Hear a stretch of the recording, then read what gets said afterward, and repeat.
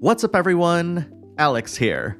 Harvestella was announced a couple of months ago in June 2022, and ever since then, I actually didn't know that Square Enix had been updating people with new information about the game through blog posts on their official blog. In fact, I didn't even know they had an official blog until a few weeks ago.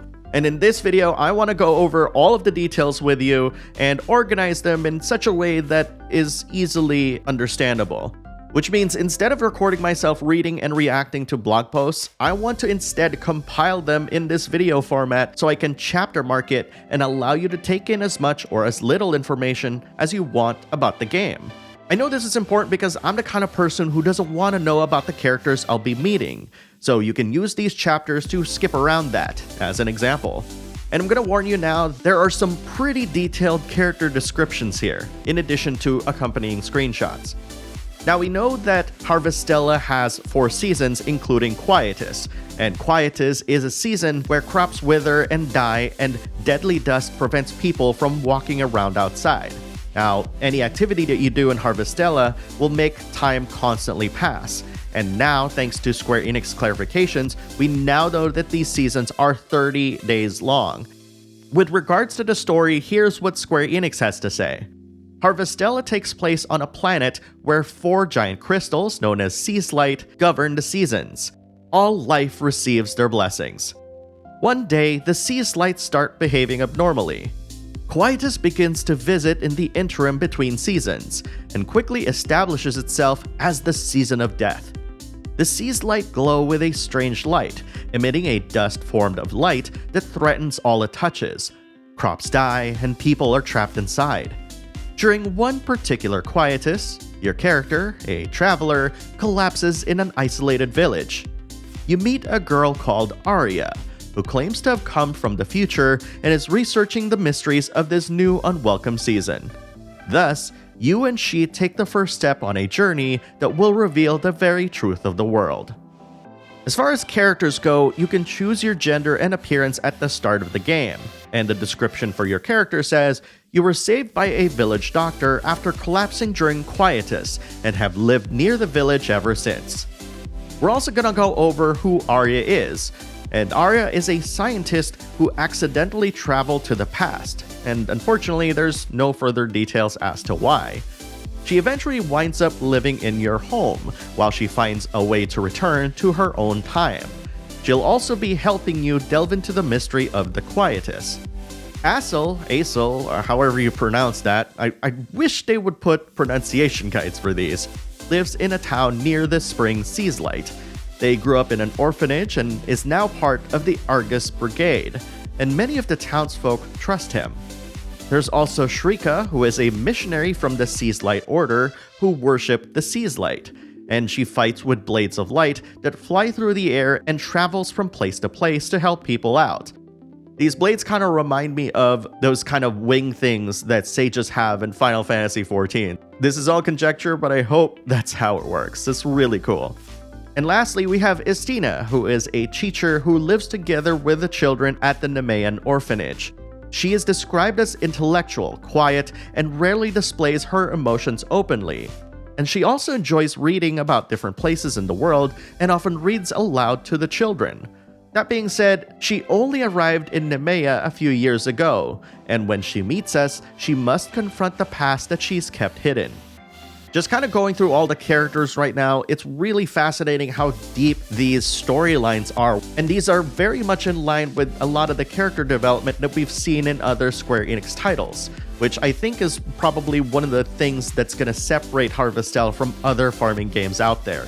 So this is already a really good sign. Now, as far as activities go, there's obviously going to be farming, where you can grow crops, grains, fruits, and your specific options are going to depend on the season. And as with most other farming games, you can either keep the harvested crops or sell them by putting them in a shipping box where you'll get the money the following day. There's also, of course, cooking and crafting, which you can do at home. The food you can make can either restore your HP or give you status boosts. And I gotta say, the artwork for the food rivals that of other games. Like, I've always thought that Vanillaware makes some really gorgeous looking food, but the food in Harvestella, I mean, if you're looking at the screen right now, these look pretty scrumptious and gorgeous. There's also, of course, going to be fishing, because what's a farming game without fishing, right?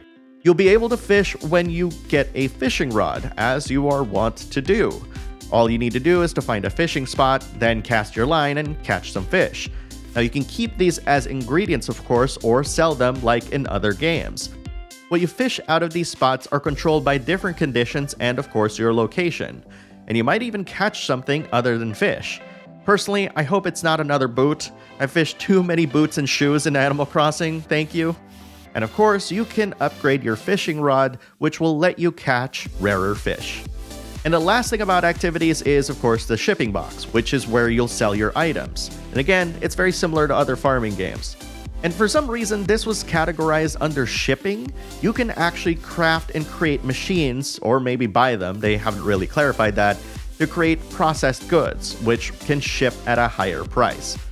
So for farming game fans, it's a lot of the things that you expect from farming games, and I think that's really good, because we had this notion that this is basically Square Enix's take on farming games like Rune Factory, and as we go through this video, you'll discover that there are so many more overlaps between Rune Factory and Harvestella.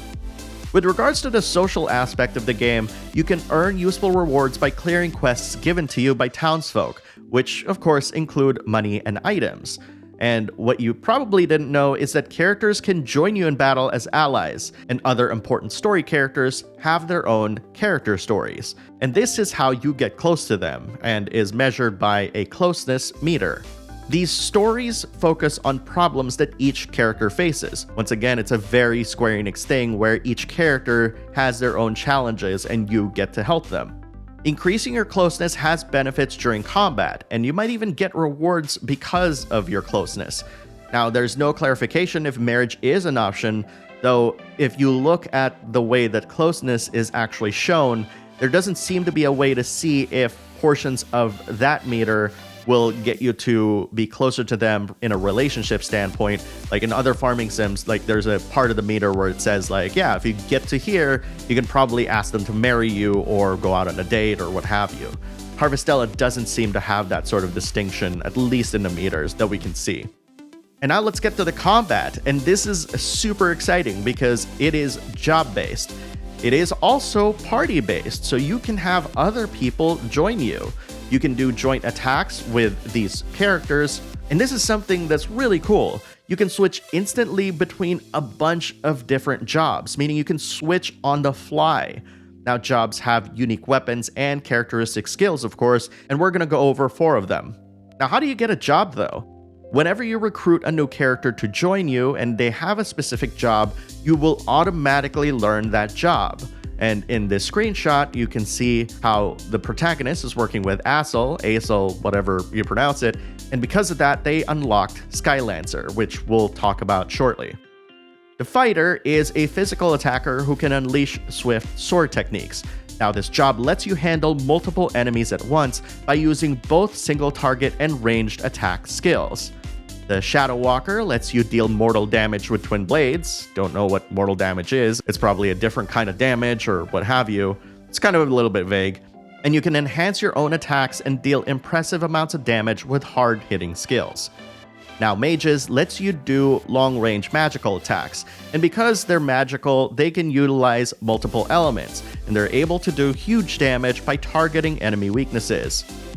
And the newly announced Skylancer uses a spear and excels at physical attacks with wind attributes, and they can learn a wide array of skills to take advantage of the spear's reach, which makes Skylancer very useful when facing multiple enemies. Now, in my previous video, I've already talked about the Overworld map, where you'll find towns and dungeons, which all depict the 4 seasons. But you can also traverse through the ocean using a submarine, and the blog posts imply that there's probably multiple ways of traversal. How the submarine is going to play out? Well, maybe we'll find out in a future blog post. And in this specific chapter, we're going to talk about spring specifically, and we're going to start that off with the town of Spring, Nemea. Now, in Nemea, flowers bloom all year round due to the influence of the spring seas light. And once nighttime falls, cherry blossoms dance against the night sky in a dreamlike display. But not everything is going great in this town. In fact, there's a giant egg that has appeared on the spring seaslight, and ever since, unfamiliar monsters have been flying into town and attacking the residents. And when you visit Nemea, you'll become involved with the investigation of the seaslight, alongside Asel, however you pronounce it, who is a member of the Argus Brigade that protects the town. And that, my friends, are pretty much all of the information that Square Enix has shared in their blog posts. And I hope the chapter markers have helped you navigate through the spoilers and the information that they provided. But I want to hear what you think. What do you think of all this information from Harvestella so far? Are you excited for the job system and being able to swiftly switch from one to the other? Post your thoughts in the comments below and let's talk about this. Harvestella releases on the Switch and Steam on November 4th. And if you like RPGs, Japanese, indies, and niche titles, and future Harvestella coverage, please consider giving this a like, posting a comment, and subscribing to the channel.